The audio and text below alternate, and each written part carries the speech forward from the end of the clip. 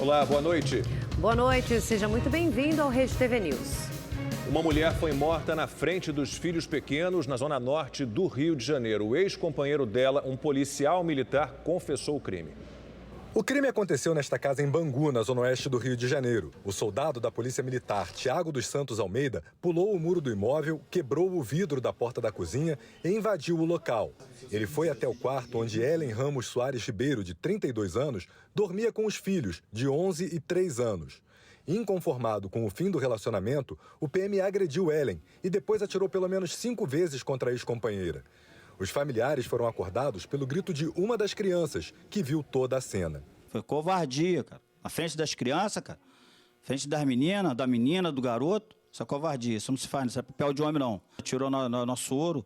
A Ellen era o nosso ouro aqui pra gente. Horas depois, Tiago se entregou em uma delegacia de polícia judiciária militar.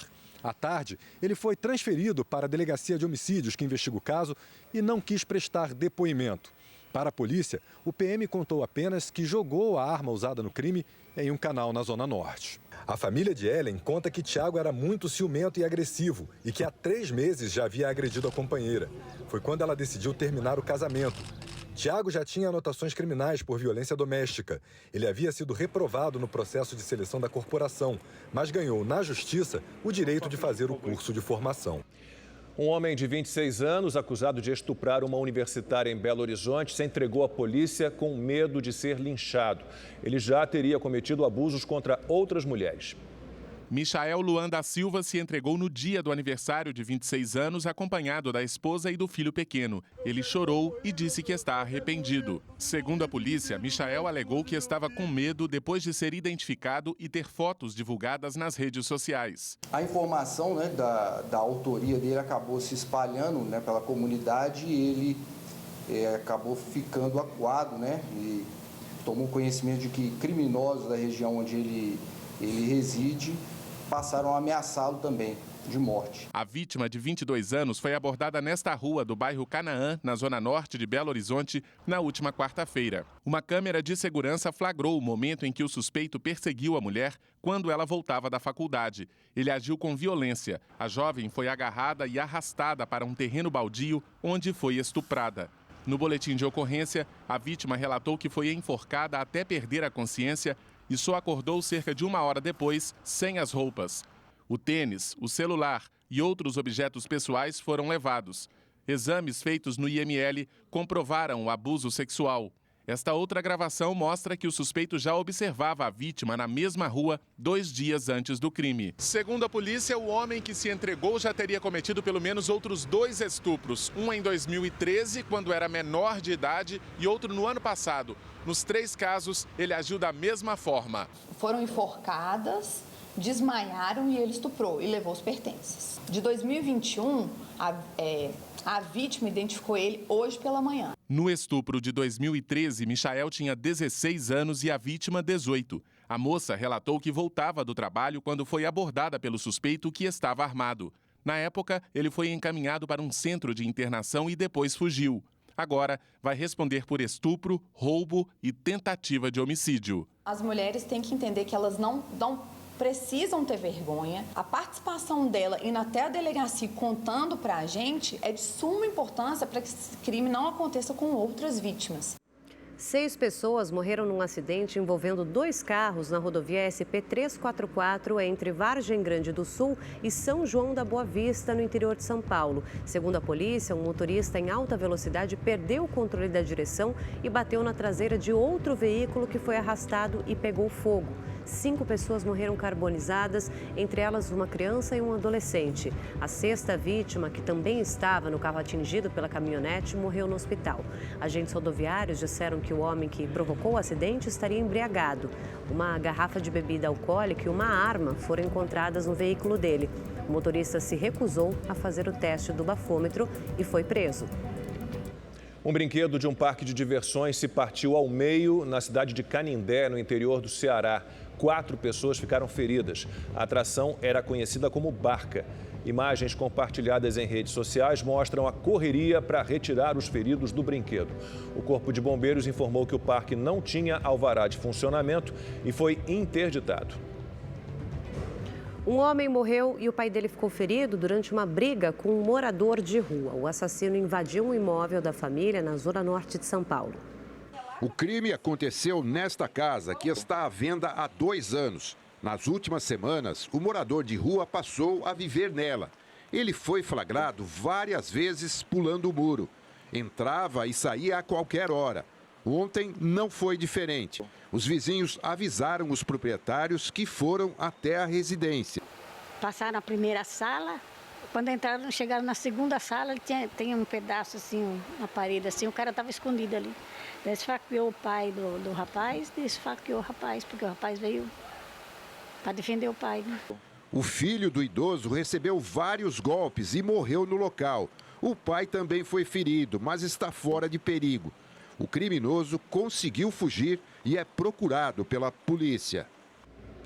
O governo do Amazonas decretou situação de emergência em 3 cidades depois da queda de uma ponte na BR-319. Essa foi a segunda ponte que desabou na região em menos de 15 dias.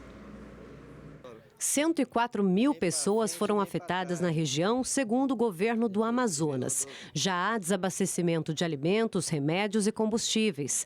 A estrutura sobre o rio Altaz Mirim fica no quilômetro 25 da BR-319, no município de Careiro da Várzea, interior do estado. Vídeos divulgados em redes sociais mostram desníveis na ponte horas antes dela desabar no último sábado. Durante a noite, com a ajuda do Exército, a pista foi bloqueada. Ponte fechada ali, cheio de rodoviário. E pra cá, fila de carro, Kleber. A situação tá assim, ó. A ponte acabou de cair aqui, ó. A imagem tá ruim, mas a ponte acabou de cair naquele trecho ali, ó. Ninguém ficou ferido. No último dia 28, uma outra ponte na mesma rodovia desabou. 4 pessoas morreram, uma está desaparecida e 14 ficaram feridas. O transporte terrestre em Roraima e em parte do Amazonas está comprometido. Os rios secos também são um problema para o deslocamento fluvial. O governador Wilson Lima afirmou que, no momento, o objetivo é diminuir os impactos provocados pela interrupção do tráfego, que está comprometendo o transporte de pacientes, alunos, produtos essenciais e insumos. Nós já tínhamos um comitê de crise montado para atender as questões relacionadas à primeira ponte, inclusive o trabalho de resgate, e agora a gente amplia esse comitê de crise. Há a questão também do processo eleitoral, ao transporte de urnas, de equipamentos, de policiais, de homens do Exército, de mesários. Então é importante a gente estar pensando também nessa logística. Um acidente com um avião de pequeno porte gerou um caos no aeroporto de Congonhas, na capital paulista. O terminal ficou fechado por 9 horas, voos foram cancelados e longas filas se formaram. Aeroportos, inclusive de outros estados, também foram afetados, Lacombe. O repórter Murilo Rincon está em Congonhas e tem as informações ao vivo. Boa noite, Murilo. Qual é a situação agora no aeroporto?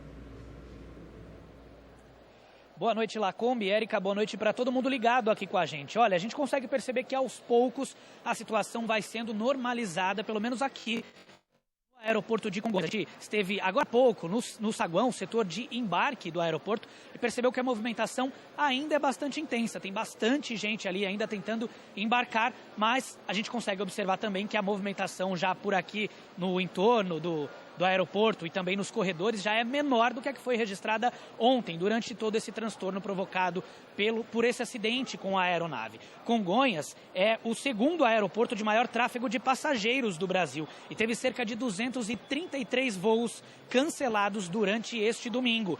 Hoje, 34 voos foram cancelados e 14 registraram atraso.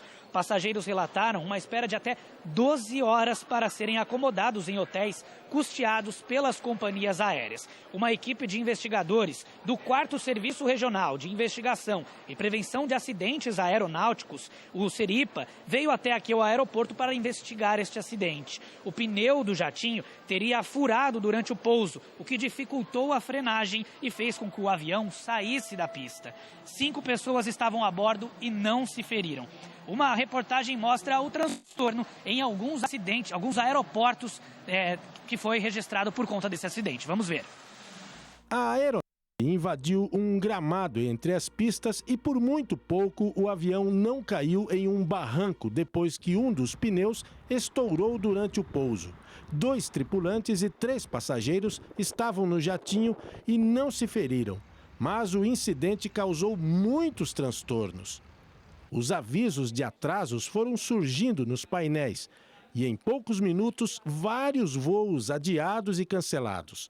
A pista ficou fechada por 9 horas para a retirada da aeronave.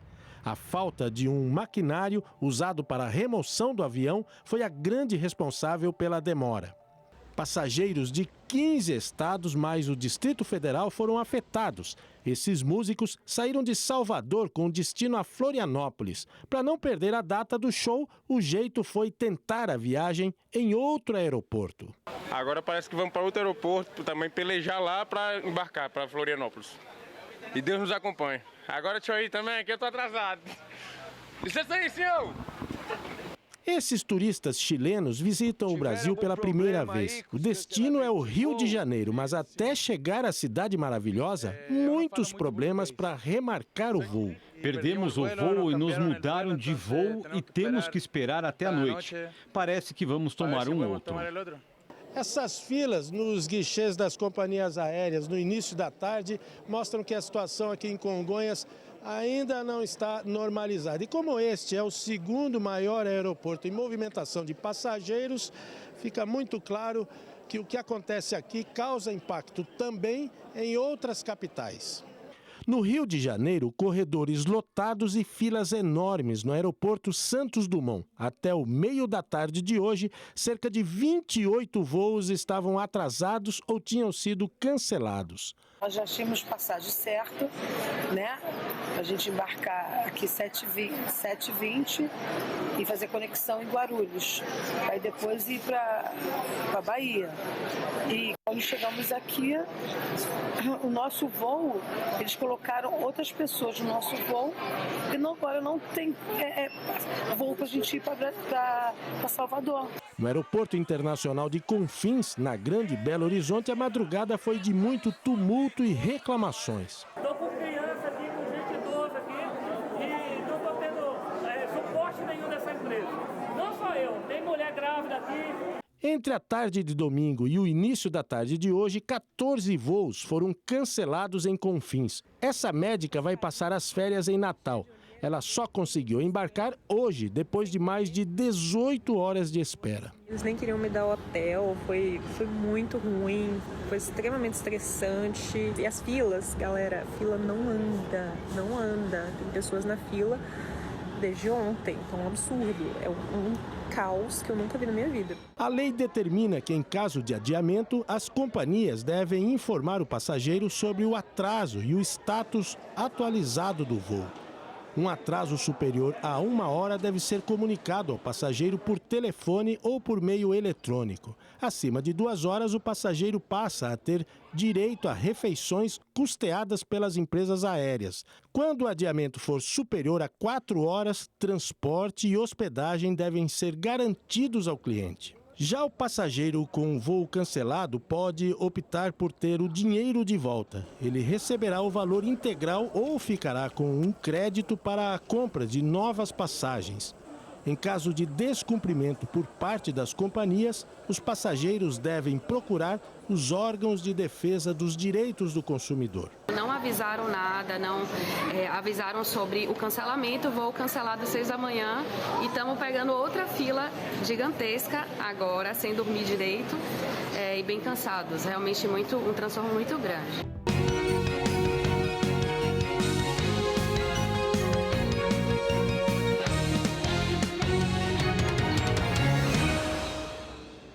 O candidato à presidência, Luiz Inácio Lula da Silva, do PT, cumpriu a agenda em São Paulo. Durante a manhã, o candidato deu entrevista por videoconferência. Questionado sobre o que pretende fazer pelo Rio de Janeiro se for eleito, Lula falou de ações de quando foi presidente. Nós descobrimos o pré-sal, nós recuperamos a indústria de óleo e gás, nós recuperamos a indústria naval, nós fizemos o maior investimento de obras públicas que já aconteceu no Rio de Janeiro. E nós vamos voltar a fazer o Rio de Janeiro crescer outra vez. Crescer economicamente, gerar emprego, gerar riqueza para distribuir para o povo. Lula ainda se reuniu com políticos, intelectuais e representantes de movimentos sociais. O evento contou ainda com a presença de Geraldo Alckmin, vice na chapa, e abordou temas como mudanças climáticas, meio ambiente, saúde, educação e juventude. Na oportunidade, Lula disse que fará um governo baseado em 3 pilares: credibilidade, estabilidade e previsibilidade. E finalizou falando sobre a importância dos investimentos em setores que podem contribuir para o desenvolvimento. Muitas vezes a gente fala, não posso investir em cultura porque é gasto. Não posso investir na política agrícola porque é gasto. Nós temos que nos perguntar quanto custou ao país a gente não investir nessas coisas no tempo certo que outros investiram. Quanto custou não ter feito a reforma agrária na década de 50? Quanto custou a esse país ter a sua primeira universidade apenas em 1920? E hoje o candidato derrotado à presidência, Léo Péricles, do Partido Unidade Popular, oficializou apoio ao candidato do PT no segundo turno. A legenda também vai apoiar o ex-presidente Lula. O presidente e candidato à reeleição, Jair Bolsonaro, se reuniu com pastores evangélicos e intensificou as reuniões com prefeitos. Pela manhã, o presidente foi a Ceilândia, região administrativa a 32 quilômetros de Brasília, para gravar vídeos para a campanha. Ele se encontrou com populares e comeu em uma lanchonete no centro da cidade.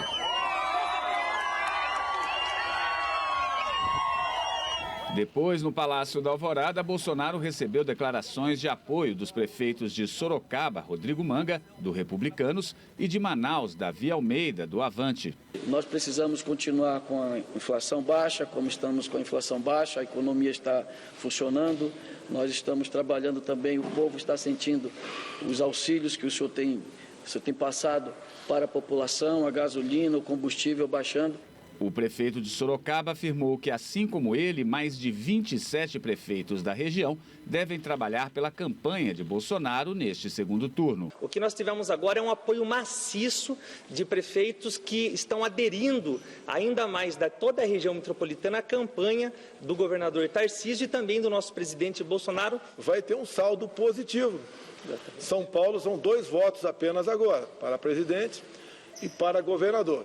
Então, os prefeitos que passaram 3 anos e meio comigo, ou os reeleitos, no caso, ou 1 ano e meio os eleitos, sabe bem diferenciar o que foi o meu governo comparando com presidentes anteriores. Na busca de apoio de prefeitos, amanhã o presidente vai ao sul do país. Em Balneário Camboriú, ele vai se reunir com administradores de municípios de Santa Catarina. Depois, Bolsonaro seguirá para Pelotas, onde vai encontrar prefeitos do Rio Grande do Sul. Hoje, o presidente ainda recebeu no Palácio da Alvorada o pastor JB Carvalho e outros líderes evangélicos. A estratégia de campanha dos candidatos à presidência é o tema da rodada de opinião de hoje.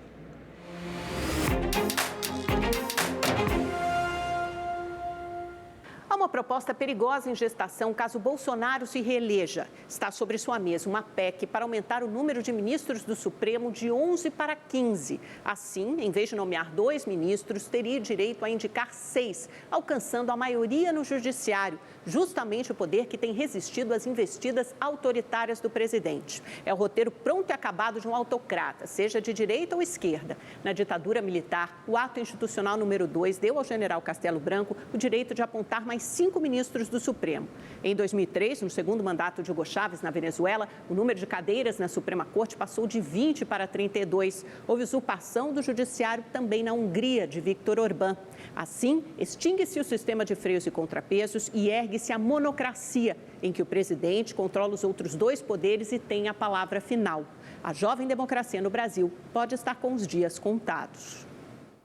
Há 20 dias do segundo turno, com a temperatura elevadíssima na corrida presidencial, as redes sociais voltaram a ser protagonistas. O lema dos apoiadores do presidente Bolsonaro tem sido: "Você já virou um voto para o Jair hoje?" E insistir na corrupção do PT e em pautas conservadoras como o aborto. As redes sociais também viraram campo de batalha. A campanha do PT, encabeçada pelo deputado André Janones, produziu uma fake news no final de semana. Disse que Fernando Collor seria ministro de Bolsonaro para confiscar as poupanças. O presidente desmentiu em entrevista. O PT também está empenhado em censurar reportagens, veículos de imprensa, influenciadores digitais e jornalistas. Isso pegou mal até para os apoiadores. Como disse hoje a senadora Simone Tebet, abre aspas, alguém tem que colocar juízo na campanha do Lula. O Tribunal Regional Eleitoral do Paraná formou maioria para declarar o ex-procurador da Força Tarefa da Lava Jato, Deltan Dallagnol, elegível. Como o julgamento teve um pedido de vista, a conclusão ficou para a próxima segunda-feira. Dallagnol foi o candidato a deputado federal mais votado do Paraná. Conseguiu 344 mil votos. Ele ainda não teve o registro da candidatura deferido pela Justiça Eleitoral por causa de ações movidas por adversários. O Ministério da Infraestrutura anunciou um pacote de obras e concessões de rodovias para Minas Gerais.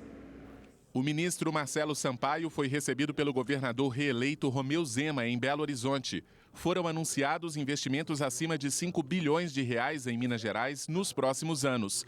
Entre as obras que serão priorizadas estão o metrô da capital mineira e a duplicação e revitalização de estradas federais, como a BR-381, no trecho de Belo Horizonte a Governador Valadares, que já foi conhecido como Rodovia da Morte. Desde o começo, olhando para terminar obras inacabadas. E como tinha obras inacabadas no Brasil. Então, nossa meta desde o começo era fechar essas obras inacabadas e a gente tem aqui no estado uma obra emblemática, que é sem dúvida nenhuma, um monumento ao descaso e à corrupção, que é a duplicação da BR-381 aqui em Minas Gerais, de Belo Horizonte, a Governador Valadares. Uma obra que ficou ali inacabada por muitos anos e nós retomamos. Já a BR-262, que liga a Grande Belo Horizonte ao Triângulo Mineiro, vai receber melhorias e um novo edital de concessão que deve sair em 15 dias. Romeu Zema comemorou a retomada de obras em parceria com a União e destacou os avanços na concessão de aeroportos e ferrovias do estado. E muito mais do que discurso, nome bonito como PAC, o que vale é executar, é fazer. E é o que está acontecendo. Em entrevista exclusiva à Rede TV, o ministro da Saúde, Marcelo Queiroga, voltou a fazer um apelo para que as crianças sejam levadas para tomar a vacina contra a poliomielite. Mesmo com a prorrogação da campanha em vários estados, a taxa de imunização ainda está bem abaixo da meta.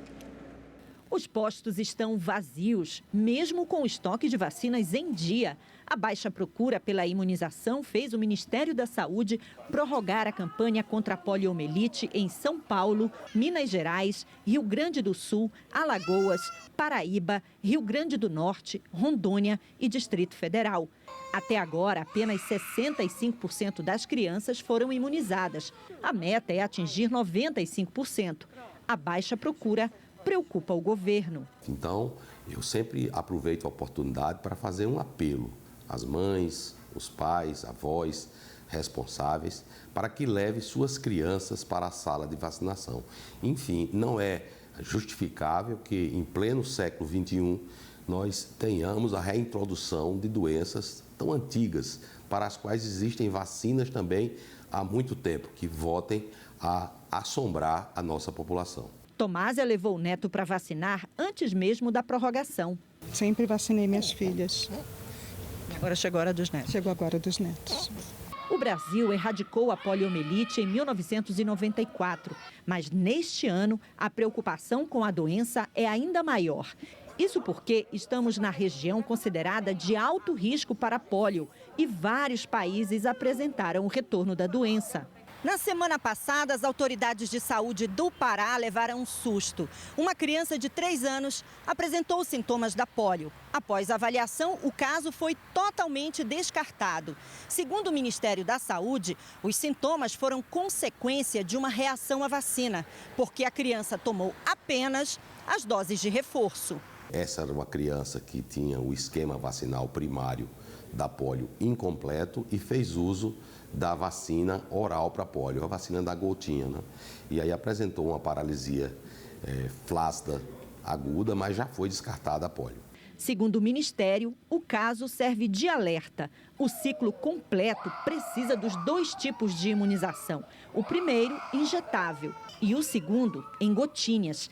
Por isso, levar as crianças para tomar só as doses de reforço pode ser um risco à saúde. Com certeza. Primeiro, o esquema vacinal primário, que é uma vacina injetável. São 3 doses da vacina, com 2, com 4 e 6 meses. As 2 doses de reforço elas serão aplicadas no decorrer de 4 anos. As 2 doses de reforço, o objetivo é vacinar justamente 95% de todas as crianças abaixo de 5 anos. São 15 milhões de crianças. A prorrogação da campanha contra a pólio nos estados vai até o fim deste mês. Mas o ministro reforça que a imunização contra esta e qualquer outra doença está disponível o ano inteiro nas unidades de saúde pública. Com certeza, não só a vacina da poliomielite, como mais 21 vacinas são disponibilizadas no Programa Nacional de Imunização do Brasil, que é um dos maiores programas de imunização do mundo. Em 2019, nós tivemos a reintrodução do sarampo do Brasil, um caso importado da Venezuela.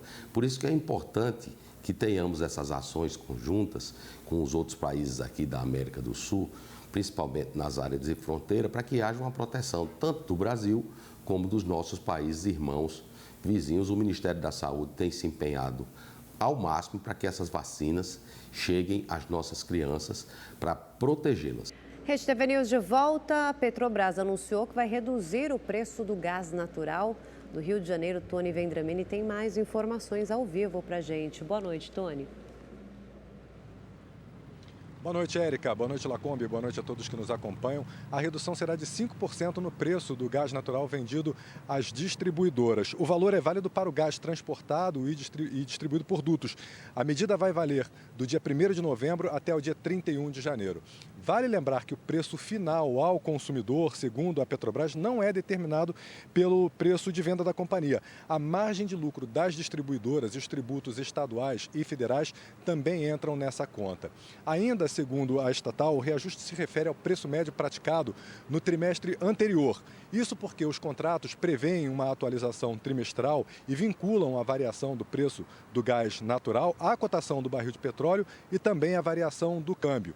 Durante o período, o preço do barril de petróleo caiu 11,5% e o dólar se valorizou 6,5% frente ao real. Ao vivo do Rio de Janeiro, Tony Vendramini para o Rede TV News.